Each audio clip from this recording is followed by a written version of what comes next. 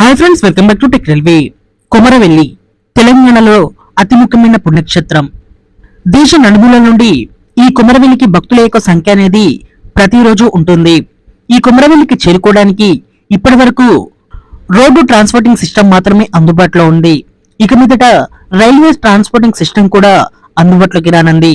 ఈ వివరాలకి వెళ్లే ముందు మీరు మా టెక్ రైల్వే ఛానల్ ని ఇదే మొదటిసారి చూస్తున్నట్లయితే ప్లీజ్ సబ్స్క్రైబ్ చేసుకోండి. అలాగే నోటిఫికేషన్స్ కోసం పక్కన ఉన్న బెల్ ఐకాన్ కొట్టండి.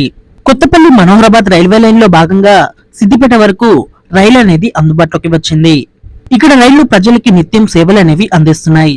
ఇప్పుడు దుద్దడ, లక్కవరం ఈ రెండు రైల్వే స్టేషన్ మధ్యలో కొమరవెల్లి హాల్ట్ రైల్వే స్టేషన్ అనేది అందుబాటులోకి రానుంది. ఈ రైల్వే స్టేషన్ నిర్మించడానికి రైల్వే శాఖ ఒప్పుకోవడం జరిగింది.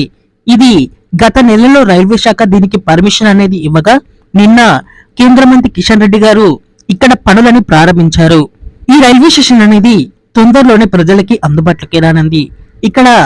ఇక్కడ ప్రజలకి సౌకర్యంగా ఉండడానికి వెయిటింగ్ హాలు, అలాగే తాగునీటి సౌకర్యం, మరుగుదొడ్లు నిర్మించి ఈ రైల్వే స్టేషన్ ని తొందరలోనే ప్రజలకి అందుబాటులోకి తీసుకురానున్నారు.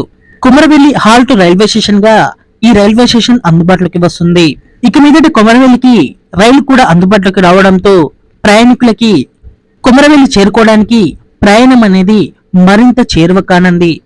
ఈ కొమరవెల్లి రైల్వే స్టేషన్ అనేది మనకి ఈ కొమరవెల్లి నుండి 3 కిలోమీటర్ల దూరంలో ఉంటుంది.